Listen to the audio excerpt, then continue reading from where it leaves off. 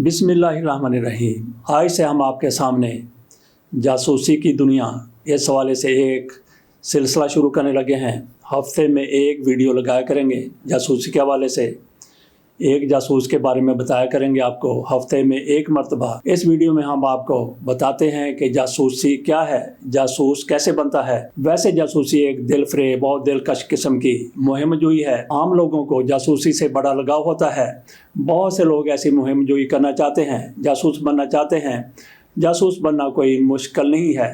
मुल्कों की सतह पर जासूसी होती है। इसके अलावा प्राइवेट डिटेक्टिव अदारे भी बन चुके हैं। मुल्कों की सतह पर जासूसी होती है। जासूसों का जंग के दौरान किरदार इंतहाई ज़्यादा अहम होता है। कई जंगें ऐसी भी हैं जो जासूसों की वजह से, जासूसी की वजह से बगैर कोई गोली चलाए जीती गई हैं। इसके अलावा जासूसी प्राइवेट सतह पर भी होती है। एक इन्वेस्टिगेटिव जर्नलिस्ट भी होते हैं, उनका काम भी जासूसी के ज़ुमरे में आता है। प्राइवेट सतह पर जासूसी होती है, मुल्कों की सतह पर जासूसी होती है।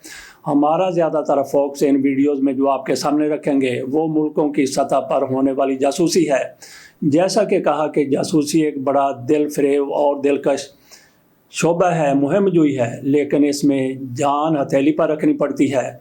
किसी वक्त भी जासूसी के दौरान और जासूसी के इख्तिताम पर मौत का सामना करना पड़ सकता है। ख़ुसूसी तौर पर जो मुल्कों की जासूसी करते हैं, एक मुल्क से दूसरे मुल्क चले जाते हैं, लेकिन जिस तरह से इन्वेस्टिगेटिव जर्नलिस्ट होते हैं और प्राइवेट सतह पर जो डिटेक्टिव एजेंसियां बन चुकी हैं, वहाँ पे ज़िंदगी को इतना ज़्यादा ख़तरा नहीं होता। लेकिन मुल्कों की सतह पर जासूसी करने वाले हर लम्हे उन पर मौत की तलवार लटकती रहती है। आलमी सतह पर जासूसी की बात की जाए तो बड़े बड़े जासूसों में शुमार किए जाते हैं हेम्फ्रे, इसके अलावा Lawrence of Arabia, Eli Kohn ये इसराइल का शाम में भेजा गया जासूस था। वो सजाए मौत से हमकिनार हुआ था। इसी तरह से एक और बड़ा जासूस भी इसराइल का, वो मिस्र में था, लेकिन वो मौत से बच गया था।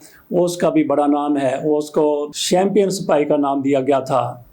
वुल्फ गैंग वैसे उसका नाम था। इसके अलावा मिस्र में भी बड़े बड़े जासूस पैदा हुए हैं। उनका एली कोहन को शाम में गिरफ्तार करवाने वाला जासूस जो इसराइल में मौजूद था वो रिफ़ातुल जमाल था। उसकी कारकर्दगी कितनी बेहतरी होगी कि 18 साल वो मिस्र में रहा, लेकिन वो गिरफ्तारी से बच गया और मिशन की तकमील के बाद वो वहाँ से वापस आ गया। इसके अलावा दीगर जासूसों की बात की जाए तो उनमें माता हरी भी शामिल हैं। पाकिस्तान भारत की बात की जाए तो कुलभूषण यादव, वो भी एक बहुत बड़ा जासूस जो पाकिस्तान के अदारों की तरफ से पकड़ा गया और पाकिस्तान में भारतीय दीगर जासूसों में शामिल थे कश्मीर सिंह और सरबजीत सिंह। कश्मीर सिंह को तो पाकिस्तान से परवेज़ मुशर्रफ के दौर में रिहा कर दिया गया, जबकि सरबजीत सिंह वो जेल के दौरान ही कैदियों के हमले में मारा गया था। तो आ जाते हैं हम अपने असल मुद्दा की तरफ। जासूसी क्या है, जासूस कैसे बनता है। किसी मुल्क के इंतहाई अहम राज़ों को खुफिया तौर तरीक़ों से हासिल करना जासूसी इस पॉइंट के ज़ुमरे में आता है। मुख्तलिफ ममालिक एक दूसरे के ख़िलाफ़ जो मालूमात और आदाद शुमार इकट्ठी करते रहते हैं, उनमें 80% तो उन्हें खुले ज़राए अबलाग यानी रेडियो, अखबार जराए से हासिल हो जाती हैं। सियासी और स्ट्रेटजिक मालूमात सफ़ीरों और मिलिट्री अताशियों से मिल जाती हैं, लेकिन इंतहाई हसास और अहम इंफॉर्मेशन इस बाकी मानदा 20% में पोशीदा होती हैं और इसी को हासिल करने के लिए जासूस या एजेंट भर्ती किए जाते हैं। दुनिया में जासूसी का फ़ेल मुल्क की मफादात के तहफ़्फ़ुज़ के लिए इंतहाई ज़रूरी समझा जाता है, बल्कि आजकल तो एक खुद मुख्तार रियासत की बका ही जासूसी अदारों की बदौलत है। ये अदारे अंग्रेज़ी के एक मकूले to for one is to for arm पर यकीन रखते हैं। बैनुल अक़वामी कानून के तहत हर मुल्क को हालत जंग में हक हासिल है कि वह अपने दुश्मन मुल्क की जासूसी करे। जासूसी का पेशा हज़ारों साल पुराना है। सिकंदर आज़म अपने दुश्मनों की नकलो हरकत पर नज़र रखने के लिए जासूसों से मदद लेता था। कदीम मिस्र के फ़िरौन तोतखामन की वफ़ात 1324 कबल मसीह में हुई। उसके बाद उसकी बेवा मलका ने हमसाय मुल्क के बादशाह को ख़त लिखा कि मुझे अपना एक बालग बेटा भेज दो, मैं उसके साथ शादी करके उसे मिस्र का बादशाह बनाना चाहती हूँ। लेकिन उस बादशाह ने बेटे की बजाय एक जासूस को मिस्र रवाना किया ताकि वो मलका की पेशकश का हकीकी पस मंज़र मालूम करे। اسی طرح چنگیز خان نے بھی 12ویں صدی میں اپنے ذہین جاسوسوں کی مدد سے ایشیا کے بیشتر ممالک کو روند ڈالا۔ سیکرٹ سروس یا جاسوسی ادارے ایک ملک کے حساس دستاویزات یا تنصیبات کے متعلق معلومات اکٹھی کرنے کے لیے ایجنٹ بھرتی کرتے ہیں، جنہیں وہ اپنی مخصوص زبان میں سورسز یا ایسٹس کہتے ہیں۔ یوں ان خفیہ اہلکاروں کی ایک جال یا نیٹ ورک ٹارگٹ ملک میں پھیلا دیا جاتا ہے۔ متعلقہ ملک میں یہ ایجنسی کا ایک شخص، جسے اسٹیشن چیف کہتے ہیں، ان ایجنٹوں سے معلومات حاصل کر کے اکٹھی کرتا ہے اور اپنے ملک بھیجتا رہتا ہے۔ ایجنٹوں کی بھرتی مختلف طریقوں سے کی جاتی ہے۔ اکثر افراد پیسوں کے لالچ میں آ کر ان کے لیے کام کرتے ہیں۔ کچھ نظریاتی یا مذہبی وابستگی کے جذبے سے سرشار رضاکارانہ طور پر کام کرنے کے لیے تیار ہو جاتے ہیں۔ ایسے جاسوسوں کو واک ان جاسوس کہتے ہیں، کیونکہ انہیں کسی قسم کی ترغیب یا لالچ کی ضرورت نہیں ہوتی۔ بعض لوگوں کو تو بلیک میلنگ یا ڈرا دھمکا کر پھنسایا جاتا ہے، لیکن یہ طریقہ کار خطرے سے خالی نہیں ہوتا۔ اس کی وجہ یہ ہے کہ بھرتی کرنے والا شخص ایک تو غیر ملکی سرزمین پر کام کر رہا ہوتا ہے، وہ جسے پھانسنے کی کوشش کر رہا ہوتا ہے وہ کسی بھی وقت مقامی پولیس اسٹیشن پہنچ کر حکام کو ساری صورتحال بتا سکتا ہے۔ جاسوس عموماً مختلف بھیس بدلتے رہتے ہیں۔ وہ مارکیٹ ملک میں تاجر، صحافی یا سفارتکار کی حیثیت میں خفیہ سرگرمیوں میں ملوث رہتے ہیں، مصروف رہتے ہیں۔ ایک سفارتکار اگر جاسوسی کرتے ہوئے پکڑا جائے تو اسے سفارتی مدافعت ڈپلومیٹک امیونٹی کی وجہ سے گرفتار تو نہیں کیا جا سکتا، لیکن اسے متعلقہ ملک ناپسندیدہ شخص پرسونا نان گریٹا قرار دے کر ملک سے نکل جانے کا حکم دیتا ہے۔ لیکن عام افراد کو اس جرم کی کڑی سزا بھگتنی پڑتی ہے۔ کنسیلمنٹ: جدید دور میں جاسوسی آلات اور ہتھیار اور انٹیلیجنس ڈیٹا چھپانے کے لیے نت نئے طریقے استعمال ہوتے ہیں۔ جاسوسی آلات میں زیادہ تر منیچر ریڈیو ٹرانسمیٹر، کیمرے، ویڈیو کیمرے، ٹیپ ریکارڈر، مائکروفون وغیرہ شامل ہوتے ہیں۔ خفیہ رپورٹ یا ڈیٹا کو مائکرو ڈاٹ میں تبدیل کر کے ایک جگہ سے دوسری جگہ بھیجا جاتا ہے۔ مائکرو فوٹوگرافی کے ذریعے ایک پورے صفحے کی عبارت کو ایک باریک نقطے میں بدل دیا جاتا ہے۔ اب یہی نقطہ ایک عام خط کی عبارت میں چپکا کر بھیج دیا جاتا ہے، جسے کوئی بھی بآسانی دریافت نہیں کر سکتا۔ مائکرو فلمیں عام گھریلو استعمال کی چیزوں مثلاً ریزر، لپسٹک وغیرہ میں چھپائی جا سکتی ہیں۔ جاسوسی خطوط ایسی روشنائی سے لکھے جاتے ہیں جو عام نظر میں کسی کو دکھائی نہیں دیتی۔ اسے لیبارٹری میں باقاعدہ کیمیکل کی مدد سے ڈی ویلپ کر کے پڑھا جاتا ہے۔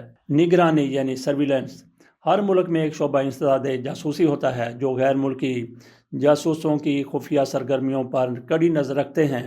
انہیں پتہ نہیں ہوتا کہ کون ان کی مسلسل نگرانی کر رہا ہے اور بالآخر پکڑے جاتے ہیں۔ اگر اس شعبے کو کسی جاسوس کے ٹھکانے کا پتہ چل جاتا ہے تو وہ اس کے بیڈ روم میں خفیہ آلات نصب کر دیتے ہیں، جس میں ایسے نمونے کیمرے ہوتے ہیں جو گھپ اندھیرے میں بھی تصاویر اتار لیتے ہیں، اور اس میں انفرا ریڈ لائٹ استعمال ہوتی ہے جو کسی کو نظر نہیں آتی۔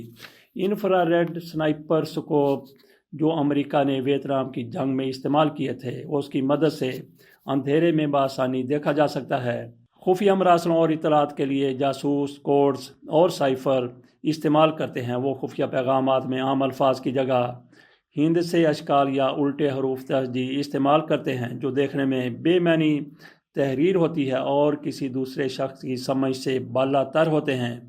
اس کوڈ کو بآسانی توڑا نہیں جا سکتا۔ کوڈ یا سائفر کو توڑنے کے لیے متعلقہ ایجنسیوں کے پاس باقاعدہ کی ہوتی ہے۔ کوڈ کو پڑھنے یا توڑنے کے عمل کو جاسوسی اصطلاح میں ڈی سائفرنگ کہتے ہیں۔ یہ عمل جدید دور میں کمپیوٹر انٹرسیپشن اور کوڈ بریکنگ جیسا کہ سائفرز خفیہ پیغامات کو پیچیدہ اور پراسرار بناتا ہے۔ اگر یہ چیز دشمن کے ہاتھ لگتی ہے تو وہ اسے پڑھنے کے لیے پہلے اس کی متعلقہ کی دریافت کرنے کی کوشش کرتا ہے۔ ایسے کام کے لیے انٹیلیجنس ایجنسیاں ایسے اشخاص کو بھرتی کرتے ہیں جنہیں کوڈ بریکر یا کرپٹ انالسٹ کہتے ہیں۔ دوسری جنگ عظیم میں برطانوی سیکرٹ سروس نے جرمنی کے پکڑے گئے خفیہ پیغامات کو توڑنے کے لیے 5000 کوڈ بریکر بھرتی کیے تھے جو روزانہ 2000 کوڈ لیٹرز کا عقدہ کھولتے تھے۔ 1941 میں امریکی سائفر ایکسپرٹس نے جاپان کے ایک خفیہ پیغام کا کوڈ فاش کرنے میں کامیاب ہو گئے تھے، جس میں ایک امریکی بحری اڈے پر حملے کا ذکر تھا، مگر وہ اڈے کا نام اور حملے کی صحیح تاریخ اور وقت معلوم نہ کر سکے۔ پھر جاپانیوں نے 7 دسمبر کو پرل ہاربر ہوائی جزیرے پر اچانک حملہ کر کے اسے تباہ کر دیا تھا، جس میں 2300 امریکی ہلاک ہوئے تھے، اور یوں امریکہ کو مجبوراً دوم جنگ عظیم میں شامل ہونا پڑا۔ کوڈ بریکنگ کے فن میں ہربرٹ اورسیون 1889 تا 1958 کا نام اول جنگ عظیم میں بے حد مشہور ہوا۔ اس نے جنگ عظیم اول میں امریکیوں کے لیے کام کیا۔ غیر ملکی انٹیلیجنس مواد پڑھنے کے لیے اس نے یو ایس آرمی میں ایک شعبہ بلیک چیمبر کے نام سے قائم کیا۔ Double agents and defectors. اکثر ایسا بھی ہوتا ہے کہ ایک جاسوس بظاہر اپنے ملک سے فرار ڈیفیکٹ ہو کر دشمن ملک میں پناہ لے لیتا ہے اور پھر انہی کے لیے اپنے ملک کے خلاف جاسوسی کرنے لگتا ہے۔ در حقیقت وہ ڈبل ایجنٹ ہوتا ہے۔ وہ میزبان ملک کے راز بآسانی چوری کر کے اپنے ملک بھیجتا رہتا ہے، لیکن ایسا بھی ہوتا ہے کہ ایسے افراد پر میزبان ملک اعتبار نہیں کرتے۔ اسے جھوٹ موٹ کے راز اور انفارمیشن دے کر ورگلایا جاتا ہے، اور وہ اپنے ملک کی انٹیلیجنس سروس کو یہ جعلی معلومات دے کر کنفیوز کرتا رہتا ہے۔ ایسے شخص کو جو دشمن ملک میں پناہ لیتا ہے انگریزی اصطلاح میں ڈیفیکٹر کہتے ہیں، اور ایک قدیم چینی سپہ سالار سن تزو نے 4 صدی عیسوی میں اپنی کتاب فن حرب دی آرٹ آف وار میں سب سے پہلے ڈبل ایجنٹ کے متعلق لکھا۔ اس نے اس قسم کے جاسوسوں کے لیے ڈومڈ سپائز یعنی تباہ شدہ جاسوس کا لفظ استعمال کیا۔ ہیرولڈ کلبی 1930 کی دہائی میں برطانوی سیکرٹ سروس MI6 کا ایجنٹ تھا۔ اس نے 30 سال اس ادارے میں جاسوسی مختلف آپریشن اور سرگرمیوں میں حصہ لیا۔